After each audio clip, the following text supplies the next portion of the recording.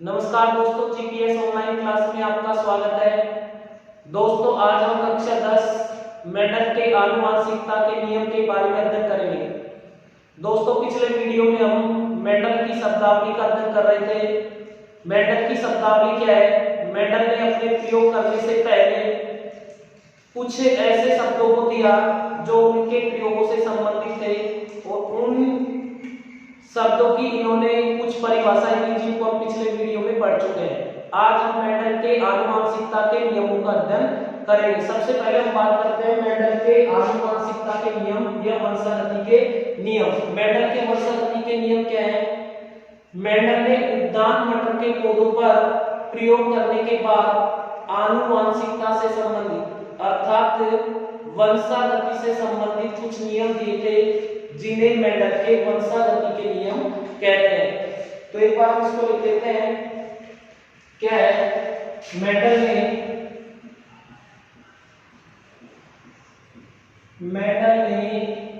उद्यान मटर पर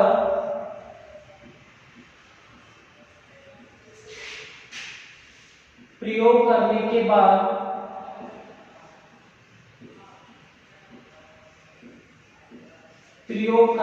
बाद आनुवंशिकता से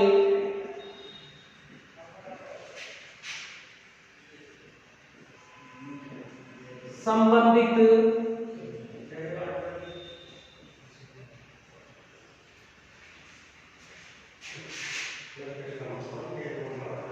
कुछ नियम दिए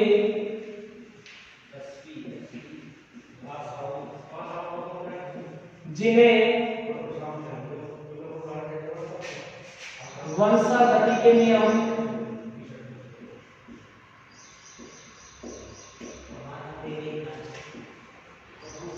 या आनुवंशिकता के नियम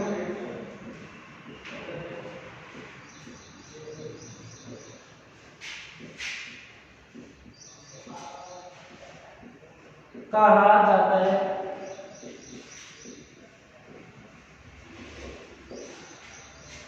मेंडल ने वंशागति से संबंधित नियम कौन कौन से दिए? मेंडल ने वंशागति से संबंधित 3 नियम दिए थे। पहला जो नियम है वो है प्रभाविता का नियम।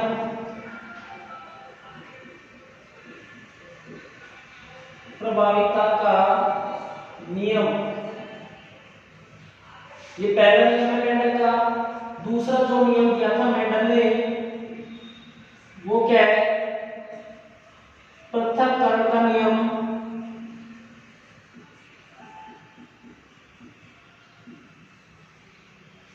या विसंयोजन का नियम।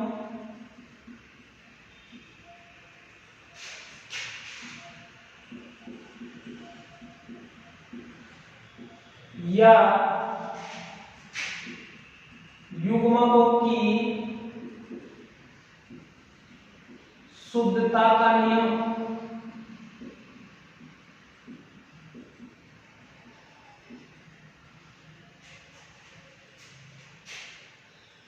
दोस्तों, पहला जो नियम था प्रभाविता का नियम। दूसरा जो नियम दिया था मेंडल ने वो क्या था? पृथक्करण का नियम। या इसे विसंयोजन का नियम भी कहा जाता है या इसे युग्मकों की शुद्धता का नियम भी कहा जाता है। दूसरा जो नियम था उसको 3 नाम से जाना जाता है: पृथक्करण का नियम, विसंयोजन का नियम या युग्मकों की शुद्धता का नियम। तो तीसरा जो नियम दिया था मेंडल ने वो क्या था? स्वतंत्र अपयूहन का नियम।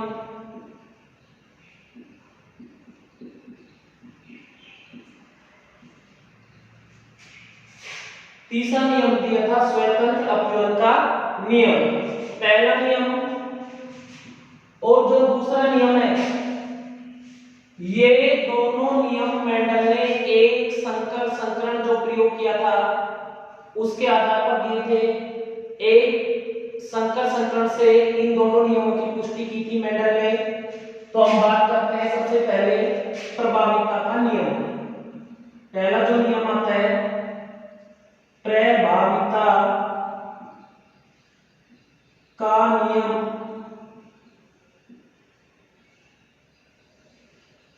पहला नियम कौन सा आता है? प्रभाविता का नियम। ये नियम क्या है दोस्तों?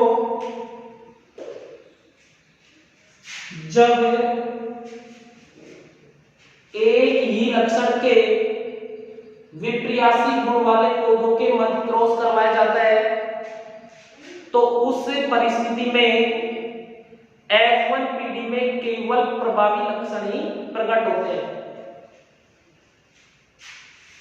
दोबारा एक बार इस नियम को ध्यान से सुनेंगे कि जब एक ही लक्षण के दो भिन्न गुणों वाले पौधे जैसे लंबा पौधा और बोना पौधा के मध्य क्रॉस करवाया जाता है उस परिस्थिति में F1 पीढ़ी में केवल प्रभावी जो लक्षण है वो ही प्रकट होते हैं। तो एक बार आप इसको लिख लेंगे। इस नियम के अनुसार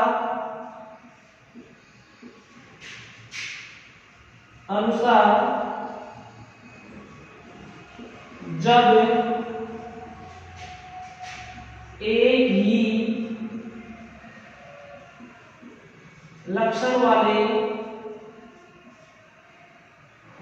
लक्षण वाले दो विप्रियासी पौधों में क्रॉस करवाया जाता है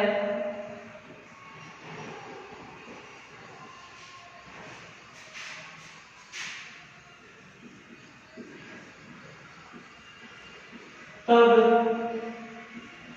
F1 पीढ़ी में केवल प्रभावी लक्षण ही प्रकट होते हैं। प्रभावी लक्षण ही प्रकट होते हैं तथा अप्रभावी लक्षण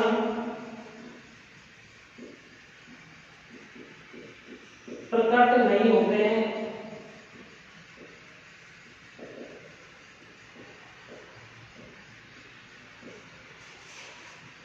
इसे प्रभाविता का नियम कहते हैं।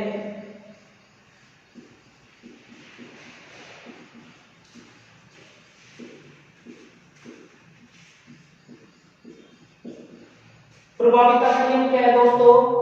इस नियम के अनुसार जब एक लक्षण वाले दो विप्रियासी पौधे यानी अलग अलग गुणों वाले दो पौधों में क्रॉस करवाया जाता है तब क्या होता है? F1 पीढ़ी में केवल प्रभावी लक्षण ही प्रकट होते हैं, अप्रभावी लक्षण प्रकट नहीं होते। इससे क्या कहा जाता है? प्रभाविता का नियम। क्या कहा जाता है? प्रभाविता का नियम। इस नियम को मेंडल ने एक संकर संकरण प्रयोग के आधार पर समझाया था। उदाहरण के लिए देखते हैं हम,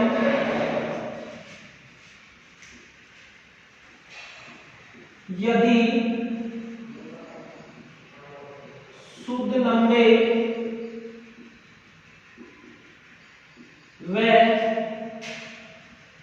शुद्ध बौने पौधों शुद्ध लंबे व शुद्ध बौने पौधों, लंबे पौधों को मैंने लिखा कैपिटल टी और कैपिटल टी से और शुद्ध बौने पौधों को लिखा स्मॉल टी टी से। तो क्या क्या होंगे? शुद्ध लंबे व शुद्ध बौने पौधों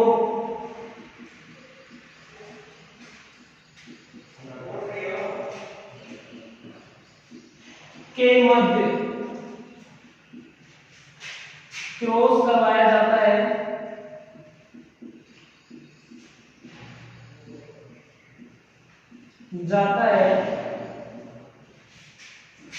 तो F1 पीढ़ी में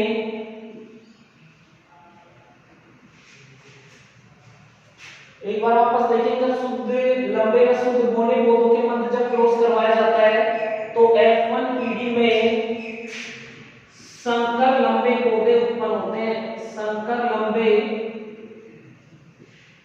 संकर लंबे को हमने लिखा कैपिटल टी स्मॉल टी। संकर लंबे पौधे उत्पन्न होते हैं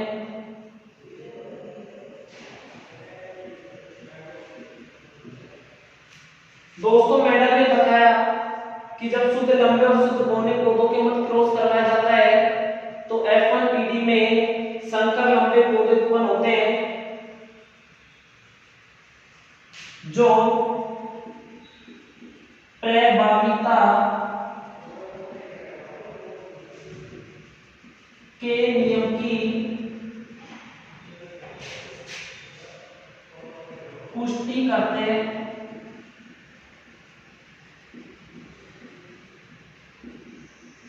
किसकी पुष्टि करते हैं? प्रभाविता के नियम की पुष्टि करते हैं। इसको हम आरेख द्वारा समझेंगे। शुद्ध लंबे पौधे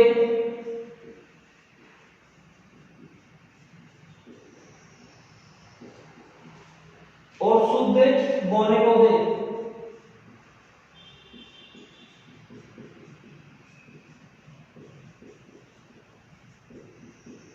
मेडल ने कौन कौन से पौधे लिए थे? शुद्ध लंबे पौधे और शुद्ध बौने पौधे। शुद्ध लंबे पौधों को मेडल ने टीटी से लिखा, कैपिटल टी, और शुद्ध बौने पौधों को स्मॉल टी।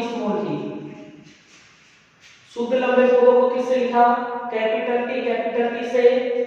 शुद्ध बौने पौधों को लिखा है स्मॉल टी से। जब शुद्ध लंबे पौधे और शुद्ध बौने पौधे दोनों में जब क्रॉस करवाया तो उस परिस्थिति में जो F1 पीढ़ी प्राप्त हुई वो क्या थी? Capital T small T. इन दोनों युग्मकों में से एक युग्मक यहां जाएगा, इन दोनों युग्मकों में से एक युग्मक यहां जाएगा। ठीक है, तो यहां जो युग्मक प्राप्त हुआ F1 पीढ़ी कहते हैं। इसे क्या कहते हैं? F1 पीढ़ी, या इसे हम प्रथम संतानीय पीढ़ी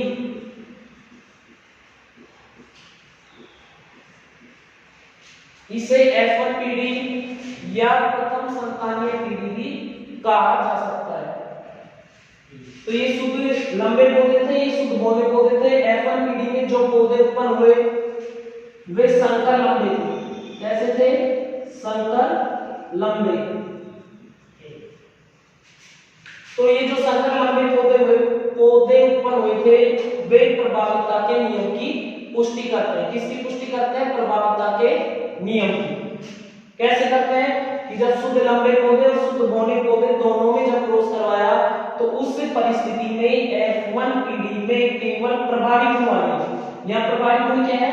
शुद्ध लंबे पौधे। जो प्रभावी गुण वाले पौधे थे उन्हें कैपिटल टी से लिखा। किससे लिखा? कैपिटल टी से लिखा। अप्रभावी जो था उसको स्मॉल टी से लिखा। तो प्रभावी गुण वाले पौधे ही अपनी उपस्थिति दर्शाते हैं कहां पर? F1 पीढ़ी में। तो इस प्रकार जब हम लंबे और बौने पौधों में क्रॉस करवाकर संकर लंबे पौधे प्राप्त करवाते हैं तो उस परिस्थिति में प्रभाविता के नियम की पुष्टि होती है। किसकी पुष्टि होती है? प्रभाविता के नियम। एक बार इसको नोट कर लीजिए।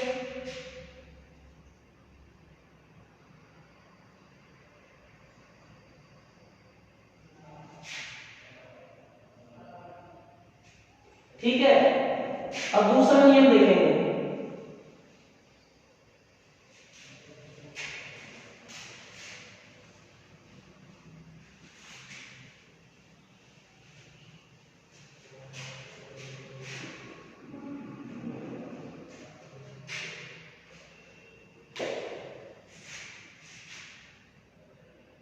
दूसरा जो नियम है वो क्या है?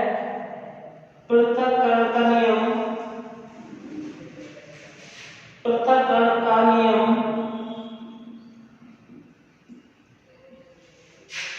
या विसंयोजन का नियम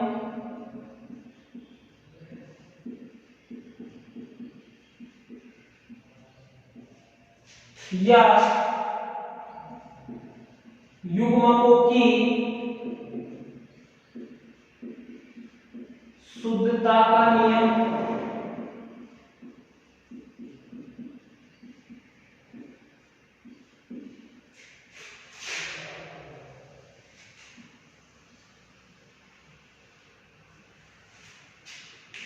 पृथक्करण का नियम या विसंयोजन का नियम या युग्मकों की शुद्धता का नियम। सबसे पहले दोस्तों हम बात करते हैं पृथक्करण। पृथक्करण का मतलब है अलग होना।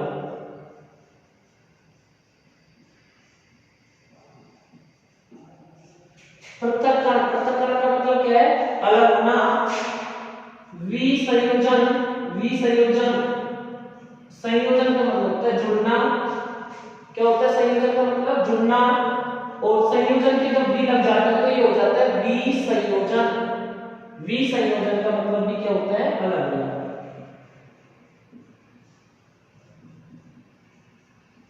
ठीक है, पृथक्करण का मतलब भी अलग होना, विसंयोजन का मतलब भी अलग होना, या फिर युग्मकों की शुद्धता का नियम। सबसे पहले हम बात करते हैं अलग होना। अलग किस प्रकार होते हैं? तो इसमें मेंडल ने बताया कि जब F1 पीढ़ी में जो युग्मक प्राप्त होते हैं या F1 पीढ़ी प्राप्त होती है, उस F1 पीढ़ी में यदि स्वयं परागण कराते हैं तो उस परिस्थिति में F1 पीढ़ी के जो युग्म विकल्पी होते हैं वे पृथक होकर अलग अलग युग्मकों का निर्माण करते हैं। अलग अलग युग्मनज का निर्माण करते हैं तो पृथक हो जाता है। और पृथक होने के बाद भी वे अपनी उपस्थिति को या अपने अस्तित्व को संतति में बनाए रखते हैं। तो संतति में बनाए रखते हैं इसके लिए कहा जाता है युग्मकों की शुद्धता का नियम। और अलग होने के आधार पर कहा जाता है पृथक्करण का या विसंयोजन का नियम। एक बार नियम लिख लेते हैं उसके बाद समझते हैं।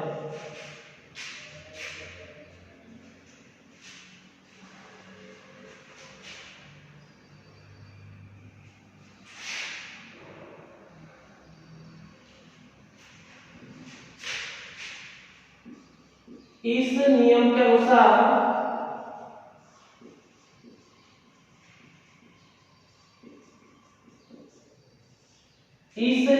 अनुसार जब F1 पीढ़ी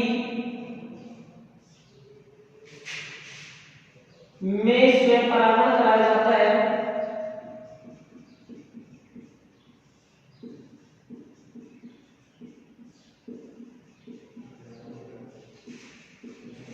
उस समय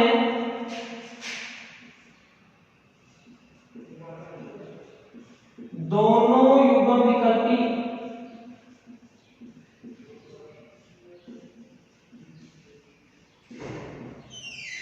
क्या है इसमें कि जब F1 पीढ़ी में स्वयं परागण कराया जाता है उस परिस्थिति में दोनों युग्म विकल्पी अलग होकर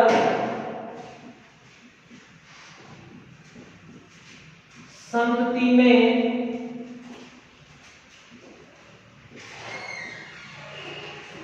चले जाते हैं। क्या इस नियम के अनुसार जब F1 पीढ़ी में स्वयं परागण कराया जाता है, क्या कराया जाता है? स्वयं परागण। उस समय दोनों युग्म विकल्पी अलग होकर संतति में चले जाते हैं। और संतति में जाने के बाद प्रत्येक जो विकल्पी है तथा प्रत्येक विकल्पी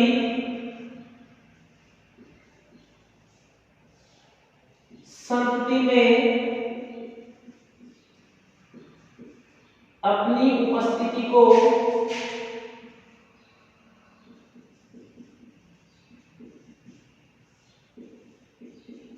बनाए रखता है।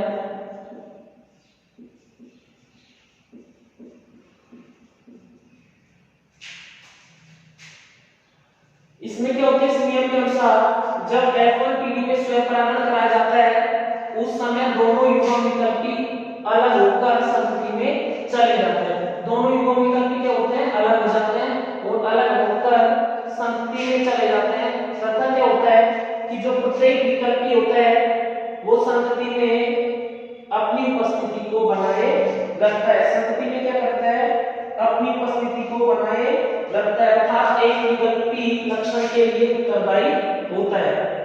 तो इसे क्या कहा जाता है, इसे अर्थात एक विकल्पी अपने गुण को प्रदर्शित करता है।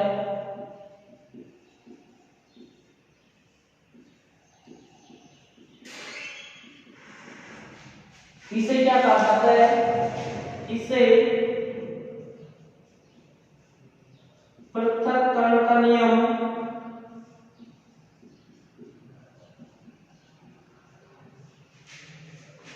या विसंयोजन का नियम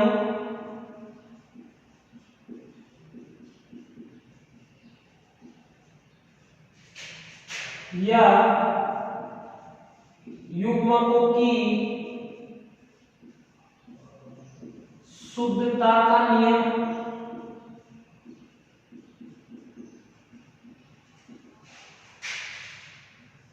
कहते हैं। ठीक है दोस्तों, इसके लिए मेंडल ने क्या किया था, एक उदाहरण लिया था। उदाहरण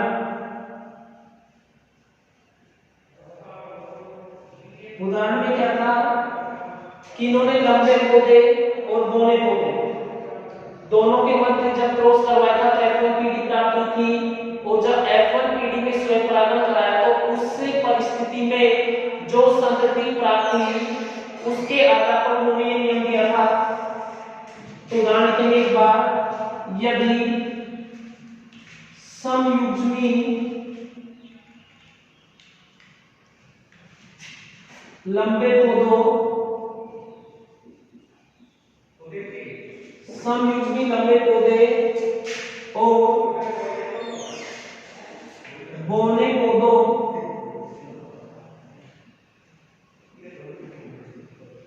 के मध्य क्रॉस करवाने पर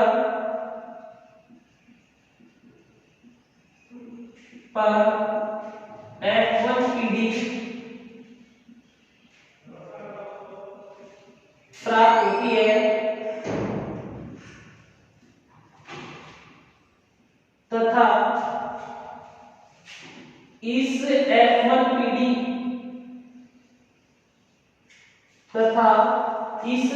पीढ़ी में जब स्वयं परागण होता है, F1 पीढ़ी में क्या होता है, स्वयं परागण, तो उस समय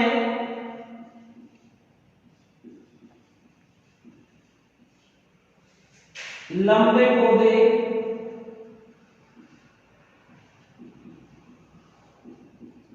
व बौने पौधे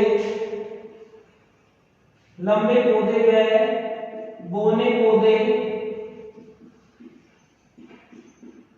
3:1 में प्राप्त होते हैं। लंबे पौधे व बौने पौधे किसमें प्राप्त होते हैं, 3:1 में प्राप्त होते हैं।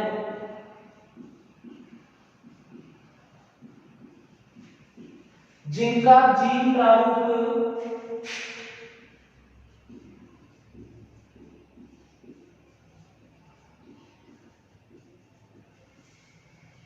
एक अनुपात 2:1 अर्थात एक पौधा लंबा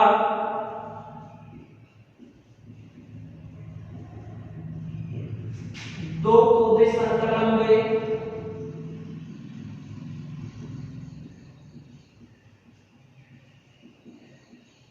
व एक बौना पौधा प्राप्त होता है।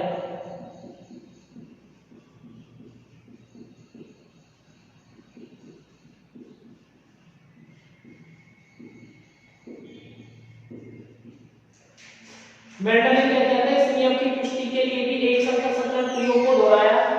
और एक संकर संकरण प्रयोग में मेंडल ने क्या किया था कि जो लंबे पौधे और बौने पौधे थे इन दोनों के मध्य क्रॉस करवाया। क्रॉस करवाने पर F1 पीढ़ी प्राप्त होती है तथा इस F1 पीढ़ी में जब स्वयंपरागण होता है, जब F1 पीढ़ी इस F1 पीढ़ी में जब स्वयंपरागण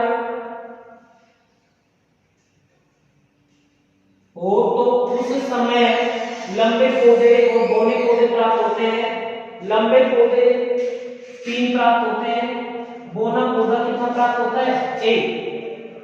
तथा इन पौधों का जो जीन प्रारूप होता है वो कितना होता है 1:2:1। एक पौधा कैसा होता है शुद्ध लंबा, एक पौधा कैसा होता है शुद्ध लंबा। दो जो पौधे होते हैं संकर लंबे, और जो एक पौधा प्राप्त होता है वो शुद्ध बौना प्राप्त होता है। तो इस एक संकर संकरण के प्रयोग के आधार पर मेंडल ने जो दूसरा नियम दिया था पृथक्करण का नियम, विसंयोजन का नियम, ये युग्मकों की शुद्धता के नियम की पुष्टि की। एक बार इसको और एक बार हम समझते हैं।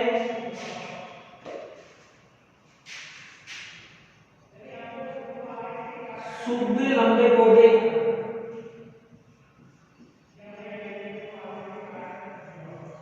शुद्ध लंबे पौधे और शुद्ध बौने पौधे, शुद्ध बौने पौधे, इन दोनों के मध्य क्रॉस करवाया गया। शुद्ध लंबे पौधों को लिखा कैपिटल टी से, शुद्ध बौने पौधों को लिखा स्मॉल टी से। शुद्ध बौने पौधों को किससे लिखा कैपिटल टी से, और शुद्ध बौने पौधों को लिखा स्मॉल टी से। जब इनने क्रॉस करवाया तो एक युग्मक इधर से आ जाएगा टी, दोनों टी में से कितना आएगा 1, और इधर दोनों स्मॉल टी में से एक स्मॉल टी आ जाएगा।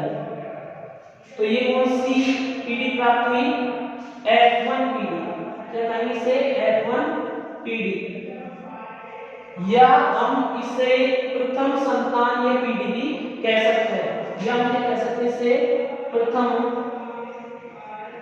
संतानीय पीढ़ी। शुद्ध लंबे और शुद्ध बौने पौधों के जब दोनों के मध्य जब क्रॉस करवाया तो उस परिस्थिति में F1 पीढ़ी प्राप्त हुई। F1 पीढ़ी में जो पौधे थे वो कैसे थे, प्रभावी लक्षण प्रकट होता है F1 पीढ़ी में। पहला जो नियम दिया था मेंडल ने वो क्या था प्रभाविता का नियम। तो प्रभावी लक्षण कौन से हैं, प्रभावी लक्षण है शुद्ध लंबे। तो यहाँ क्या प्रकट होगा शुद्ध लंबे पौधों का गुण प्रकट होगा, लेकिन यहाँ एक कैपिटल टी है और इधर से एक स्मॉल टी है, इसलिए जो पौधा उत्पन्न हुआ वो कैसा है संकर पौधा। कैसा पौधा है संकर पौधा। लक्षण ये प्रकट होंगे तो कैसा पौधा होगा ये संकर लंबा।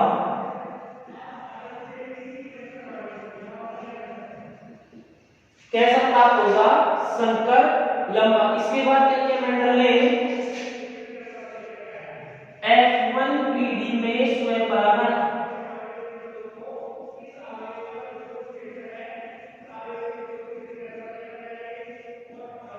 F1 पीढ़ी में क्या करवाया स्वयंपरागण। कैसे करवाया,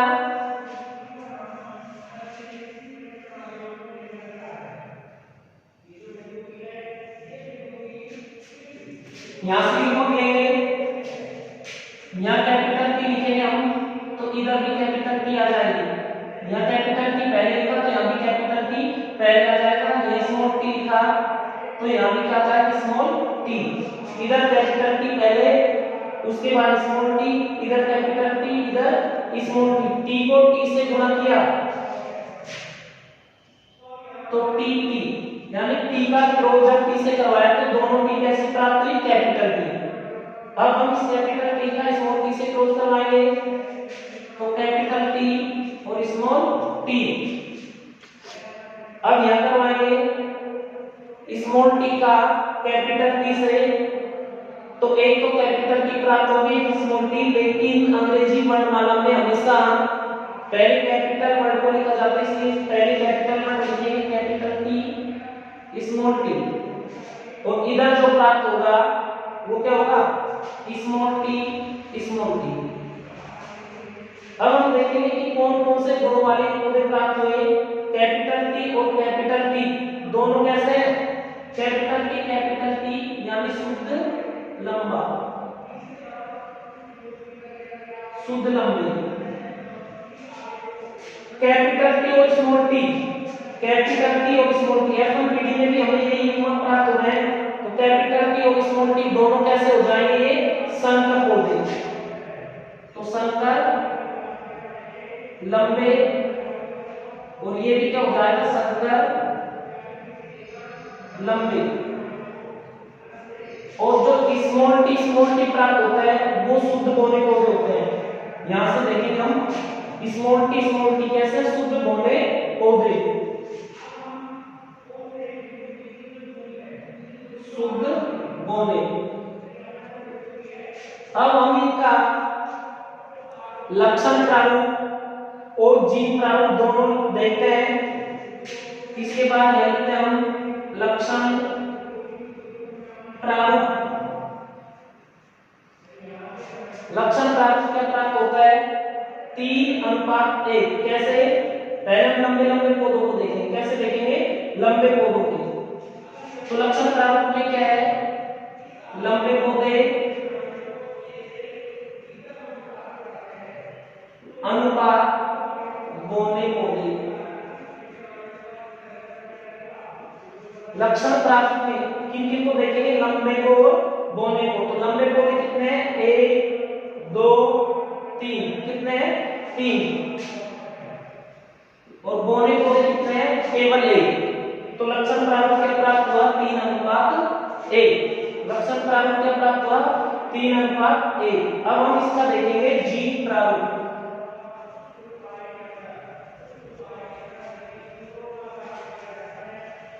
लक्षण प्रारूप को इंग्लिश में फिनोटाइप कहा जाता है। क्या कहा जाता है, फिनोटाइप। और जीन प्रारूप को इंग्लिश में कहा जाता है जीनोटाइप। क्या कहा जाता है, जीनोटाइप। ठीक है, तो हम क्या लिखेंगे, जीन प्रारूप। जीन प्रारूप में यहीं से हम देखेंगे कैपिटल टी, दोनों कैपिटल। इसके बाद हम आगे चलते हैं, एक कैपिटल टी एक स्मॉल टी है। तो एक कैपिटल टी एक स्मॉल टी। भाई पहले देखेंगे हम दोनों कैपिटल लिख दिया, फिर देखते हैं तो एक कैपिटल एक स्मॉल, एक कैपिटल एक स्मॉल। इसके आगे हम चलते हैं एक कैपिटल एक स्मॉल, तो लिख ही आएगा। उससे आगे हम चलते हैं दोनों स्मॉल। ठीक है, अब हम इनको गिनकर देखते हैं कितने कितने पौधे हमको प्राप्त हुए। कैपिटल टी, जब दोनों टी कैपिटल है उस परिस्थिति में हमें कितने पौधे प्राप्त हुए, केवल एक पौधा। तो ये लिख देंगे हम एक। इससे आगे बढ़ते हैं, एक कैपिटल टी एक स्मॉल टी, एक कैपिटल टी एक स्मॉल टी, एक कैपिटल टी एक स्मॉल टी। तो कितने पौधे हुए, 2। आगे चलते हैं, दोनों टी स्मॉल है, इधर हम देखेंगे दोनों टी स्मॉल है, तो कितने पौधे प्राप्त हुए, केवल एक पौधा। बोना जो पौधा प्राप्त हुआ हमको वो कितना प्राप्त हुआ, 1। तो जीन प्रारूप क्या हुआ इसका, 1:2:1। इस आरेख को हम एक संकर संकरण प्रयोग भी कहते हैं। क्या कहते हैं, एक संकर संकरण प्रयोग।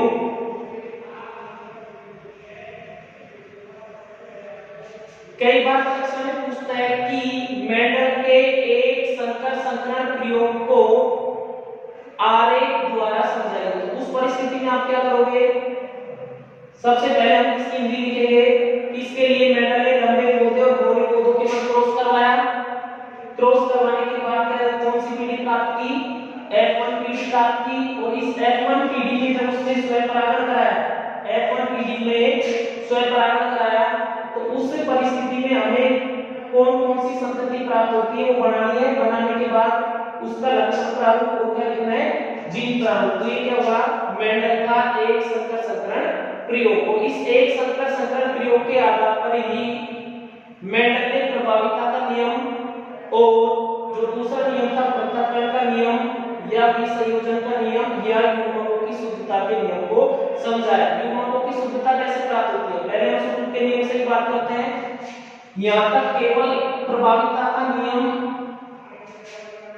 अपनी प्रदर्शितता को दिखाता है, जैसे कि यहाँ केवल प्रभावी लक्षण प्रकट होते हैं F1 पीढ़ी में, तो यहाँ तक प्रभाविता के नियम की पुष्टि होती है। जबकि F1 पीढ़ी में जब हम स्वयं परागण कराते हैं तो उस परिस्थिति में पृथक्करण के नियम की या विसंयोजन के नियम की या युग्मकों के शुद्धता के नियम की पुष्टि होती है। पृथक्करण के नियम की पुष्टि कैसे होती है कि F1 पीढ़ी के जो दोनों युग्म विकल्पी हैं वो क्या हो जाते हैं, F1 पीढ़ी में स्वयं परागण कराने पर अलग अलग हो जाते हैं। यहाँ हमने लिखा है कि इस नियम के अनुसार जब F1 पीढ़ी में स्वयं परागण कराया जाता है, क्या कराया जाता है, F1 पीढ़ी में स्वयं परागण कराया जाता है, उस समय दोनों युग्म विकल्पी अलग होकर ये दोनों युग्म विकल्पी क्या हो जाते हैं, अलग हो जाते हैं। ये P अलग और ये T अलग, दोनों अलग हो गए यहाँ, तो दोनों युग्म विकल्पी अलग होकर संतति में चले जाते हैं। कहां पर चले गए, संतति में, तथा प्रत्येक विकल्पी संतति में अपनी उपस्थिति को बनाए रखता है। जो प्रत्येक युग्म विकल्पी है वो संतति में अपनी उपस्थिति को बनाए रखता है। जैसे कैपिटल T अपनी उपस्थिति को बनाए रखता है और स्मॉल t भी अपनी उपस्थिति को बनाए रखता है। तो प्रत्येक युग्म विकल्पी अपनी उपस्थिति को बनाए रखता है, अर्थात एक विकल्पी अपने गुण को प्रदर्शित करता है। जो प्रत्येक विकल्पी है वो अपने गुण को प्रदर्शित करता है, इसलिए इसे कहा जाता है पृथक्करण का नियम। यानी यहाँ युग्म विकल्पी क्या हो जाता है, अलग हो जाता है, अलग होने के कारण इसे पृथक्करण का नियम कहा जाता है। युग्मकों की शुद्धता का नियम इसलिए कहा जाता है कि यहाँ पर जब F1 पीढ़ी में स्वयं परागण हुआ तो दोनों युग्म विकल्पी अलग हो गए, अलग होने के बाद संतति में वे पुनः अपनी उपस्थिति को दर्शाते हैं, यानी फिर से शुद्ध बोलने को प्राप्त हो जाते हैं, जिससे युग्मकों की शुद्धता के नियम की क्या होती है, पुष्टि होती है। तो दोस्तों आज की वीडियो में इतना ही। यदि दोस्तों आपको हमारे ये वीडियो पसंद आया तो हमारे YouTube चैनल को सब्सक्राइब करना न भूलें। धन्यवाद।